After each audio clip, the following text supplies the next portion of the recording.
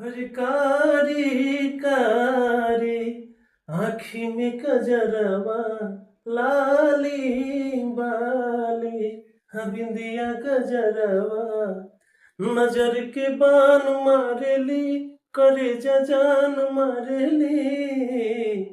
भैनी दीवाना उनकर मीठ मुस्कान पे, भैली दीवाना उनकर मीठ मुस्कान पे।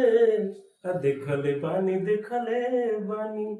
टुकड़ा एगो चांद के, देखले बानी टुकड़ा एगो चांद के।